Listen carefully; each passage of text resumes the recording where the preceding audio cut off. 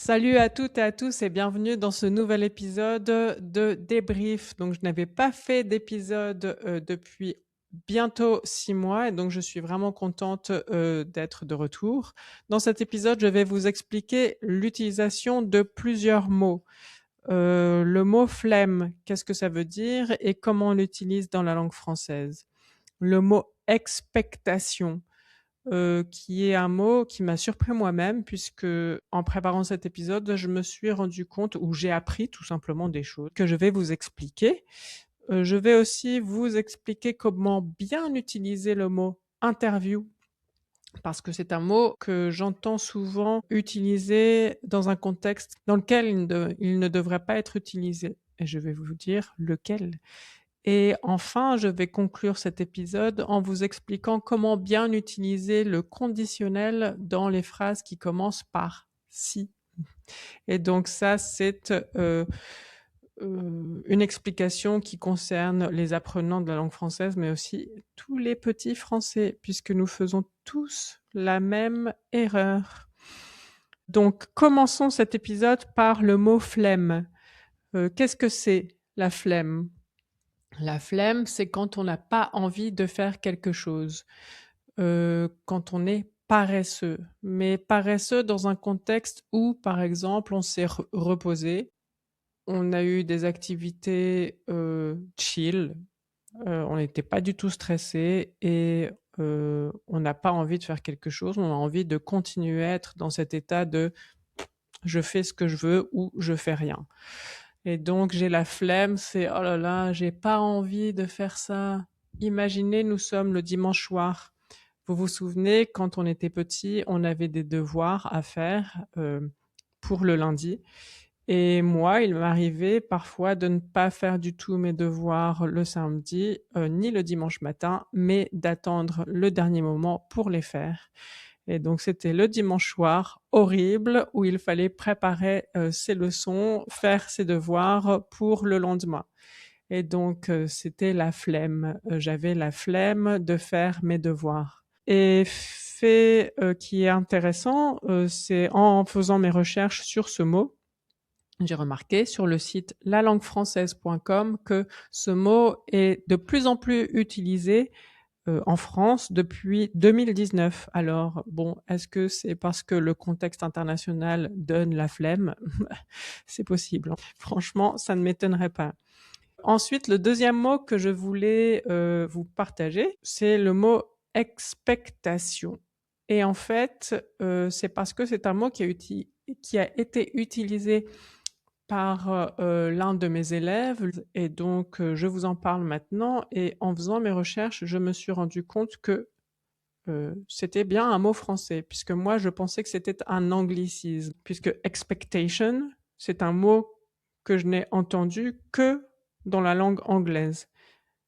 Et en fait, dans mes recherches, j'ai vu que expectation existe dans le dictionnaire français, mais par contre, je ne l'ai jamais entendu dans la langue française. Donc, je vous conseille aussi de ne pas utiliser ce mot dans la langue française puisque les gens, en tout cas en France, vont penser que vous faites une erreur. Euh, En France, on dirait plutôt mes attentes ou mes espérances, toujours au pluriel, parce que si vous utilisez ces mots au singulier, ils auront une autre signification. Et donc, par exemple, je me suis inscrite à la gym, mais je n'y vais plus parce que les cours ne correspondaient pas à mes attentes. On ne dirait pas ne correspondent pas à mes expectations. C'est vraiment bizarre en fait. Donc, un autre exemple, c'est le voyage a dépassé toutes mes espérances. Donc ici, on veut dire que le voyage était vraiment extraordinaire. Il était vraiment bien, mieux que notre imagination ne pouvait nous laisser penser. Le voyage était mieux que prévu. Le voyage était mieux que ce que j'avais imaginé. Le voyage a dépassé toutes mes espérances. Et donc, expectation existe, mais on ne l'utilise pas. D'où mes conseils d'utiliser plutôt mes attentes ou mes espérances. Par contre, un mot qui existe et qu'on utilise dans la langue française, pas au quotidien parce que c'est un peu un mot de bon français, on va dire, c'est expectative. dans l'expectative de. Être dans l'expectative de. Par exemple, je suis dans l'expectative de partir en vacances. Un autre exemple, je suis dans l'expectative de mes résultats d'examen pour savoir si je vais partir en vacances ou pas. Donc, à chaque fois, le mot expectative, vous pouvez le remplacer par dans l'attente. Je suis dans l'attente de. Et là, vous remarquez que attente est au singulier. Donc, je suis dans l'attente de partir en vacances. Donc, je suis dans l'expectative de partir en vacances. Le contexte, c'est que, par exemple, vous avez demandé à votre manager si vous pouviez partir en vacances entre telle date et telle date. Il ne vous a toujours pas donné de réponse et vous êtes donc dans l'attente de sa réponse. Vous êtes dans l'expectative de partir en vacances. Vous aimeriez bien partir en vacances. Vous avez très envie de partir en vacances. Et puis, dans l'autre exemple, je suis dans l'expectative de mes résultats d'examen pour savoir si je pars en vacances ou pas. Donc, je suis dans l'attente de mes résultats d'examen pour savoir si je vais partir en vacances ou pas. Et puis aussi, par exemple, je suis dans l'expectative d'une promotion. C'est quelque chose que j'aimerais avoir. Je pense que je peux avoir cette promotion au travail, mais je ne suis pas sûr de l'avoir. Je suis dans l'expectative. Tout indique, tout montre que normalement je pourrais avoir cette promotion, mais je ne sais pas si je vais l'avoir. Je suis dans l'expectative de. Ensuite, je voulais parler un peu du mot interview parce que alors là, c'est vraiment une erreur qui n'est pas grave, hein, mais bon, pour les francophones qui ne parlent pas du tout anglais, ça peut être un peu perturbant, j'imagine, même si on peut comprendre dans le contexte ce que l'on veut dire. C'est que le mot interview, quand on parle de travail, on ne l'utilise pas en français. On utilise le mot entretien. On a un entretien d'embauche, un entretien de travail pour être embauché, pour occuper un nouveau poste. Donc mon entretien avec mon manager s'est très bien passé. Lundi prochain, j'ai un entretien pour un poste de designer. Donc ça, c'est vraiment un contexte, le contexte du travail dans lequel on utilise le mot entretien. Par contre, dans le contexte journalistique, on peut utiliser le mot entretien ou le mot interview. Par exemple, un journaliste a un entretien exclusif avec Emmanuel Macron. Ça marche, ou bien il a une interview exclusive avec Emmanuel Macron. Totalement interchangeable. Par contre, quand un journaliste va dans la rue pour poser des questions à des gens de manière spontanée, eh bien, on parle de interroger. Le journaliste va interroger des manifestants, par exemple. Alors, il y a une petite différence quand même. Quand on fait une interview, quand on fait un entretien, on est dans un contexte où on prépare les choses. Alors que quand un journaliste va dans la rue, il ne prépare pas, il ne sait pas à qui il va parler. Donc là, c'est une manière plus spontanée, ce n'est pas préparé, ce n'est pas organisé. Et là, on parle plus de interroger. On interroge quelqu'un.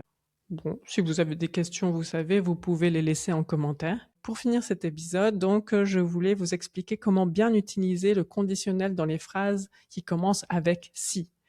Alors là, pas de complexe, franchement, que l'on soit apprenant de la langue française ou français ou francophone, on a tous fait cette erreur. Et donc, plutôt que de vous parler de cette erreur, je vais vous expliquer comment ne pas faire cette erreur. Quand une phrase commence par si, le verbe qui suit le mot si sera toujours à l'imparfait. Dans le reste de la phrase, on utilisera par contre le conditionnel. Donc c'est si plus imparfait, phrase, et la deuxième partie de la phrase sera conditionnel, conditionnel, conditionnel, conditionnel jusqu'à la fin des temps. Par exemple, si j'avais fait ça, tu m'aurais puni. Donc là, on est dans le contexte où c'est un enfant qui parle à ses parents. Si j'avais fait ça, tu m'aurais puni. Si j'étais grande, je ferais ce que je voudrais. Dans cette phrase en particulier, vous voyez que c'est si plus parfait si j'étais grande. Et ensuite, tout le reste de la phrase est au conditionnel. Si j'étais grande, je ferais ce que je voudrais. 2 fois le conditionnel. Si j'étais moins flemmarde, pour reprendre le mot que l'on a appris au début de cet épisode, si j'étais moins flemmarde, je ferais du sport tous les jours. Donc, si j'étais moins flemmarde, je ferais du sport tous les jours. Je vais vous redire tous ces exemples.